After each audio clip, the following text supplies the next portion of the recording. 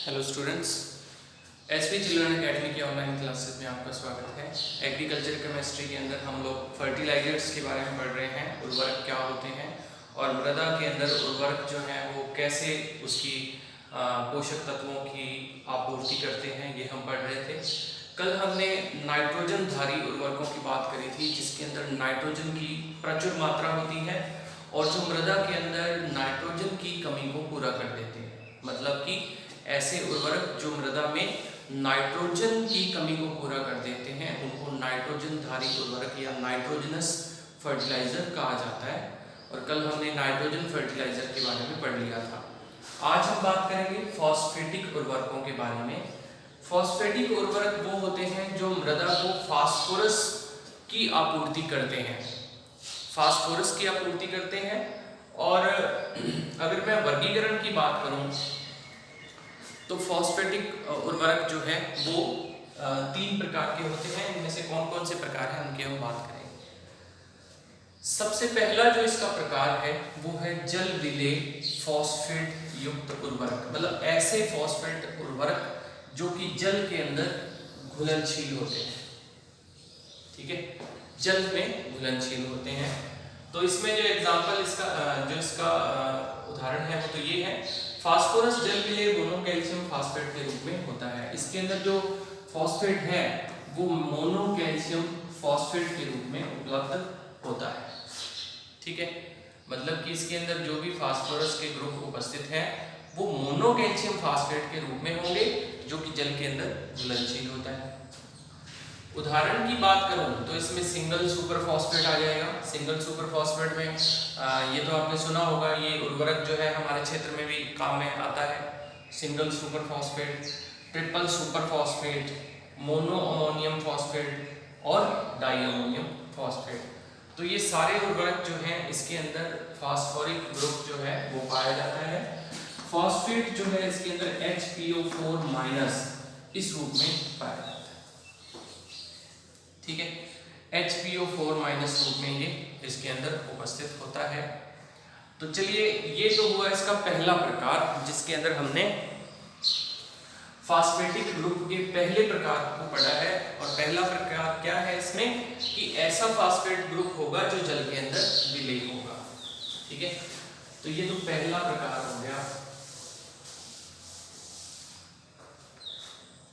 इसको मैं एक बार दोबारा लिख देता हूं ताकि हम बाद में कंपेयर कर लेंगे। जल विलेय फॉस्फेट उर्वरक, तो ये तो जल में विलेय है। ठीक, दूसरा जो है वो है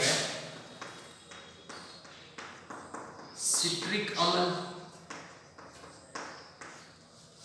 या सिट्रेट विलेय फॉस्फेट उर्वरक। ठीक है, सिट्रिक अम्ल या सिट्रेट के अंदर घुलने वाला फॉस्फेट उर्वरक। ठीक, तो देखिए, सिट्रिक अम्ल वही है जो सिट्रस कुल के पादपों या सिट्रस कुल के फलों में पाया जाता है, जिसके अंदर नींबू आ जाता है, संतरा आ जाता है, ठीक है, मौसमी और ये सारे फल जो हैं, खट्टे फल जो हैं वो इसके अंदर आते हैं। तो सिट्रिक अम्ल उस फैमिली का एक जो है वो यौगिक है। तो इसके अंदर अगर हम बात करें फास्फोरस, इसमें भी HPO4- के रूप में ही रहता है। फास्फोरस जो है इसमें HPO4- इसी अवस्था में ही इसके अंदर उपस्थित होता है और डाई कैल्शियम फॉस्फेट के रूप में संयुक्त रहता है। तो जैसे ऊपर वाला जो ये था, इसमें हमने लिखा था कि मोनो कैल्शियम फॉस्फेट में, इस वाले में आपको याद रखना है कि फास्फोरस जो है वो डाई कैल्शियम फॉस्फेट के रूप में इसमें उपस्थित रहता है। ठीक है, अगर हम इसमें उदाहरणों की बात करें तो उदाहरण में पहला उदाहरण आ जाता है बेसिक स्लैग। ठीक, बेसिक स्लैग ये कोई कंपाउंड का नाम है जिसके अंदर जो है वो फास्फोरिक ग्रुप जो है उपस्थित होते हैं। बेसिक स्लैग के अलावा एक हमने लिख ही लिया यहाँ पर डाई कैल्शियम फास्फेट। दूसरा हमें इसके अंदर याद रखना है रेनिनिया फास्फेट।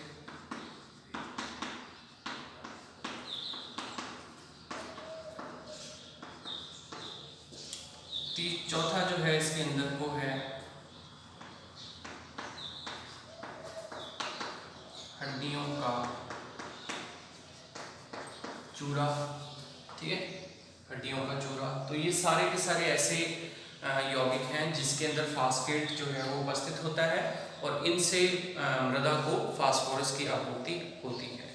ठीक, फिर इसके बाद में ये तो दूसरा प्रकार हो गया। तीसरा प्रकार ऐसा होता है जो जल में और सिट्रिक अम्ल दोनों में विलय होता है।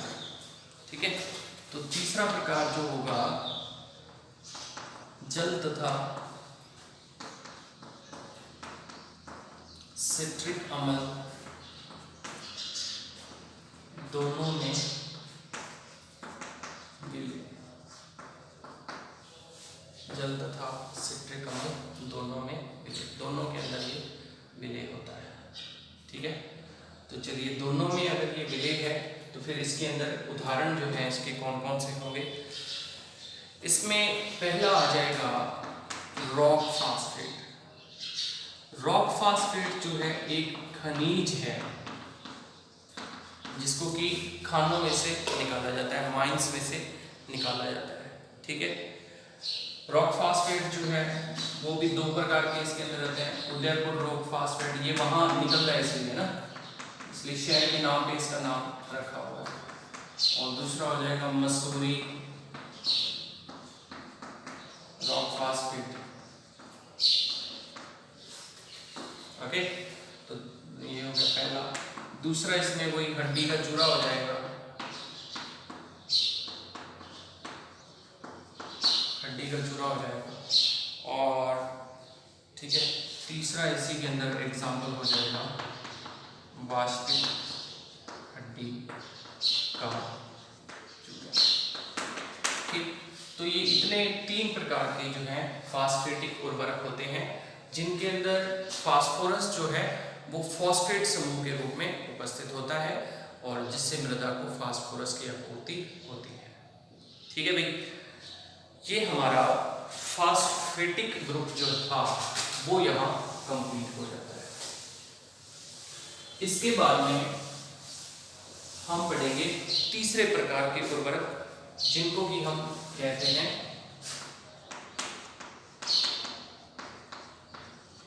पोटाशिक उर्वरक। पोटाशिक उर्वरक वो होंगे जिसमें कि पोटेशियम जो है वो उपस्थित होता है। ठीक है, तो इनके बारे में बात करते हैं अपने।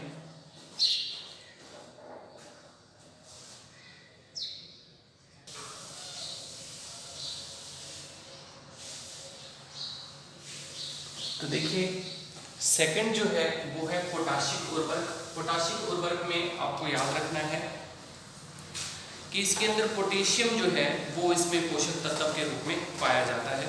पोटेशियम जो है मुख्य रूप से इसके अंदर पोषक तत्व होता है। दो प्रकार के हो सकते हैं पोटाशिक उर्वरक, एक होते हैं क्लोराइड युक्त पोटाशिक उर्वरक और दूसरे होते हैं क्लोराइड विहीन पोटाशिक उर्वरक। ठीक है, जैसा कि अपने को नाम से ही पता लग रहा है कि एक के अंदर तो क्या होगा, क्लोराइड उपस्थित होगा और दूसरे में क्लोराइड जो है वो अनुपस्थित होगा। फर्स्ट जो है इसके अंदर KCl पाया जाता है। ये KCl जो है वो इसको म्यूरेट ऑफ पोटाश भी कहा जाता है। ठीक है, KCl जो है पोटेशियम क्लोराइड, इसको इसका दूसरा नाम आपको याद रखना है muriate of potash. Muriate of potash जो है भारत के अंदर जितने भी पोटाशिक उर्वरक हैं उनमें 60% यानी कि सबसे ज्यादा पूरे भारत में 60% पोटाशिक उर्वरक जो है वो कौन सा पाया जाता है, म्यूरेट ऑफ पोटाश पाया जाता है, यानी कि KCl पाया जाता है। फिर दूसरे प्रकार के आते हैं क्लोराइड विहीन पोटाशिक उर्वरक। इसमें देखो क्लोराइड नहीं पाया जाता, मैंने फॉर्मूले लिखे हैं सीधे। तो दूसरा जो है पोटेशियम सल्फेट है, इसके अंदर उदाहरण पोटेशियम नाइट्रेट हो गया और K2CO3 पोटेशियम कार्बोनेट हो गया। ठीक, अपेक्षाकृत ये वाले जो पदार्थ हैं वो महंगे होते हैं, इसलिए इनका उपयोग जो है वो भी सीमित मात्रा में होता है। सर्वाधिक उपयोग जो है वो KCl का या म्यूरेट ऑफ पोटाश का ही किया जाता है। तो पोटाशिक उर्वरकों के अंदर ये आपको याद रखना है, ठीक। फिर इसके बाद नेक्स्ट आ जाता है यौगिक उर्वरक, ठीक है। यानी कि हमने नाइट्रोजनी उर्वरक पढ़ लिए, फास्फेटिक उर्वरक पढ़ लिए, और अब हमने पोटाशिक उर्वरक पढ़ लिए जिसमें कि पोटेशियम उपस्थित था। इसके बाद में जो चौथे नंबर पे है वो है यौगिक उर्वरक। यौगिक उर्वरक में क्या है कि इसके अंदर एक से अधिक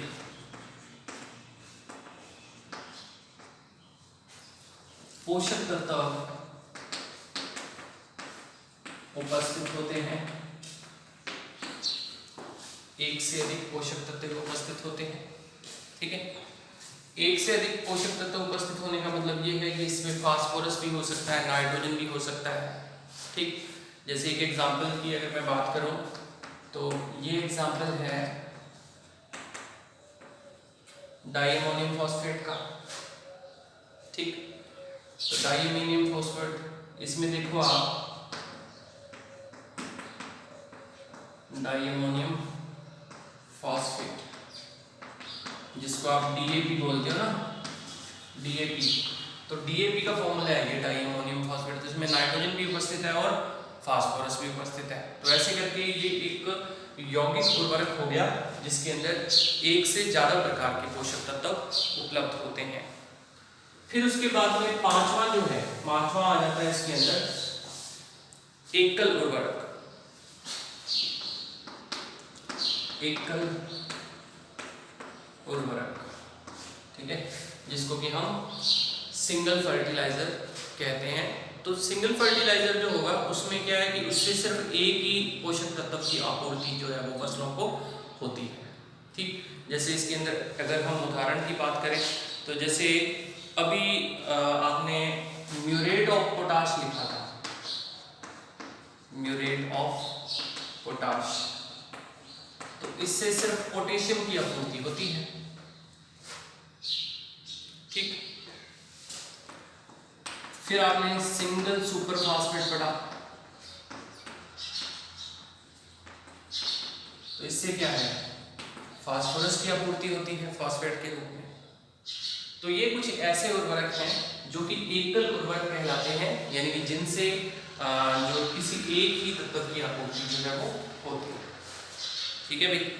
तो ये फर्टिलाइजर का हमने वर्गीकरण पढ़ा है अभी कि वर्गीकृत करने पर फर्टिलाइजर 5 प्रकार के होते हैं। नाइट्रोजनी उर्वरक, दूसरे फॉस्फेटिक, तीसरे पोटाशिक, चौथे यौगिक और पांचवें एकल उर्वरक, ठीक है भाई। अब हम एक एक उर्वरक को, एक एक फर्टिलाइजर को हम अलग अलग उसमें तरीके से पढ़ेंगे। तो आज का जो हमारा पहला उर्वरक है वो है हमारा जो सबसे ज़्यादा हमारे क्षेत्र में यूज होता है और उसका नाम है यूरिया। तो आइए यूरिया के बारे में अपने पढ़ते हैं, यूरिया क्या होता है।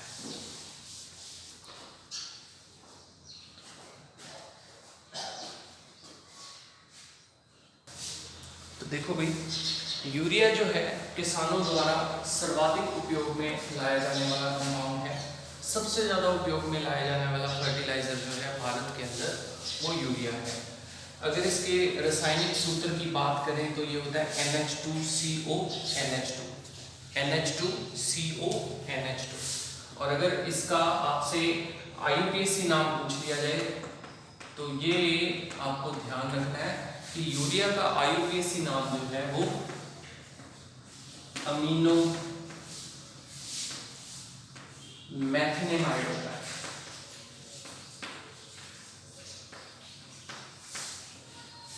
अमीनो मैथिनेमाइड, ठीक है। संगठन की मैं बात करूं तो नमी इसके अंदर 1.0% या 1% नमी होती है और नाइट्रोजन इसमें 46% होती है। इसमें बाइयूरेट जो है वो 1.5% होता है, 1.5%। और बाइयूरेट क्या होता क्या है बेसिकली, अगर अमोनिया के 2 अणुओं को आपस में जोड़ दिया जाए, यूरिया के यूरिया के दो अणुओं को अगर आपस में जोड़ दिया जाए तो उससे बाईयूरेट बनता है। जैसे देखो H2NCONH2, ये तो एक यूरिया, एक फार्मूला हुआ ना यूरिया का।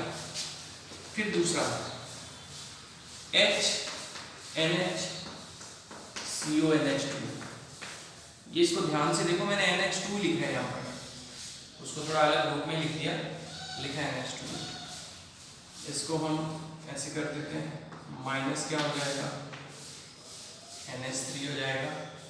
तो क्या बन जाएगा, H2NCONH2, ठीक है। तो ये आपका क्या बन गया, इसमें बाईयूरेट, बाई माने दो होता है, बाईयूरेट,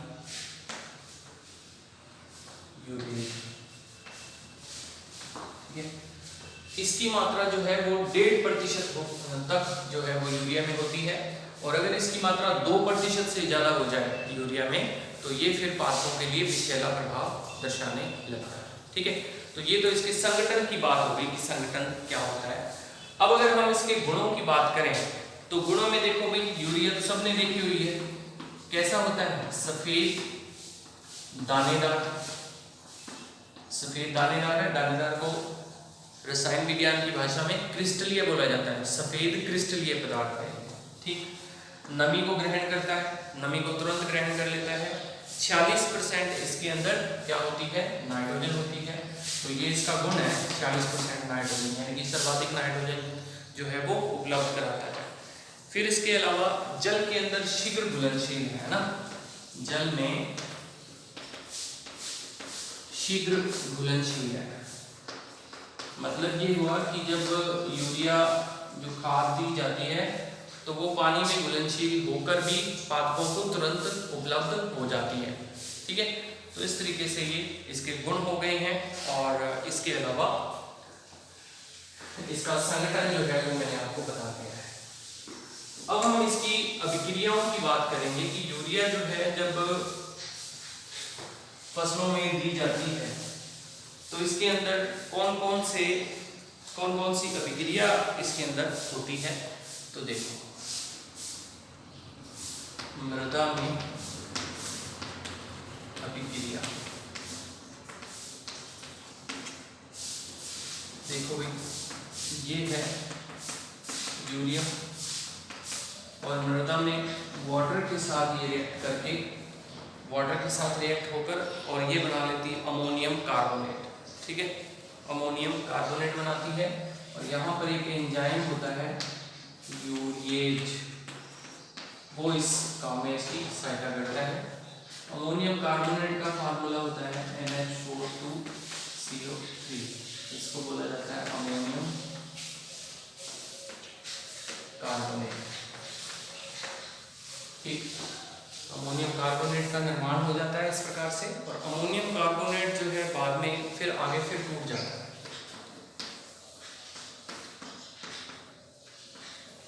मृदा में भी ये अमोनियम के रूप में और कार्बोनेट के रूप में इस प्रकार से टूट जाता है, ठीक है। ये अमोनियम जो है फिर आगे पादपों को अमोनियम के रूप में, यानी कि जैसे धान की फसल है तो उसको तो सीधा अमोनियम के रूप में मिलेगा, और बाकी जो पादप हैं उनको नाइट्रेट्स के रूप में ये जो है वो उपलब्ध हो जाता है, ठीक है।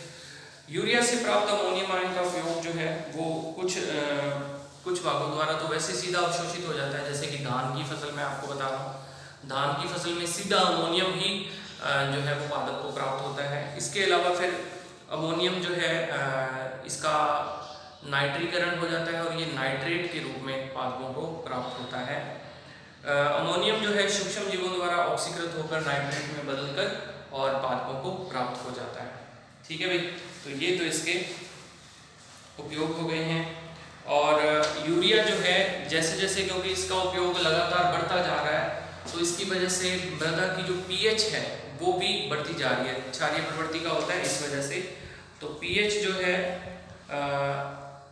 वर्षों तक प्रयोग करने से पीएच जो है वो बढ़ती जाती है, और बढ़ते जाने के कारण क्या होता है कि मृदा जो है वो क्षारीय प्रवृत्ति की होती जाती है। फसलों पर अगर प्रभाव की बात करें यूरिया का, तो फसलों पर प्रभाव देखो क्या है। पहला प्रभाव ये है कि इसको खड़ी फसल में उपयोग में लाया जाता है, ठीक है। यानी कि इसके लिए कोई आवश्यक शर्तें नहीं है कि फसल जो है वो अधिक वृद्धि कर जाए तब इसको, या फसल को काटते समय, या उससे जब उगती है फसल उस वक्त, तो ऐसा नहीं है। खड़ी फसलों के अंदर इसको उपयोग में लाया जा सकता है। यूरिया को कीटनाशकों के साथ भी उपयोग में लाते हैं, ठीक है। स्प्रे छिड़क दी, कोई पेस्टिसाइड छिड़क दी, या कोई इंसेक्टिसाइड छिड़क दी, या फिर फंगीसाइड छिड़क दी, तो उसके साथ भी यूरिया का उपयोग किया जा सकता है। पत्तियों पर छिड़काव हेतु यह प्रभावशाली एवं उत्तम है। यूरिया का प्रयोग फसल में आधी मात्रा बोते समय, आधी मात्रा तो बोते समय, और आधी मात्रा जो है वो दो हिस्से करके, एक फसल वृद्धि के समय और एक जो है फूल और फलियां जो है जब बन जाते हैं तब उपयोग में लाया जाता है। सभी प्रकार की फसलों हेतु ये प्रभावशाली और लाभदायक है। 2% से अधिक बायोरेट होने पर यूरिया के अंदर जो है वो विषैली मात्रा बढ़ जाती है, पादपों के ऊपर ये विषैला प्रभाव दर्शाने लगता है। गंधक, नीम की खली, लाख इत्यादि से यूरिया को लेपित करने पर इसकी जो घुलनशीलता है वो कम हो जाती है पानी के साथ, जिससे कि इसका निक्षालन नहीं हो पाता और इसकी जो अधिकतम मात्रा है जो वो पादपों को प्राप्त होती है, ठीक है। तो ये यूरिया के बारे में आपको याद रखनी थी इतनी चीजें। यूरिया में हमने अभिक्रिया पढ़ ली, है ना। यूरिया से नाइट्रोजन किस रूप में, ऐसे पूछा जा सकता है, किस रूप में पादपों को प्राप्त होती है। तो मोस्टली धान की फसल में तो सीधा अमोनियम के रूप में प्राप्त होती है, और बाकी पादप जो है उनमें नाइट्रेट के रूप में प्राप्त होती है, ठीक है। तो ये हमने एक उर्वरक आज पढ़ लिया है। अगले वीडियो के अंदर हम लोग पढ़ेंगे कैल्शियम अमोनियम नाइट्रेट, यानी कि कैन के बारे में, CAN, कैल्शियम अमोनियम नाइट्रेट के बारे में। ये क्या होता है, इसके प्रभाव क्या है, रासायनिक संगठन क्या है, और मृदा के अंदर किस प्रकार की इसकी विक्रियाएं होती हैं, ये हम नेक्स्ट वीडियो के अंदर पढ़ेंगे। Thank you.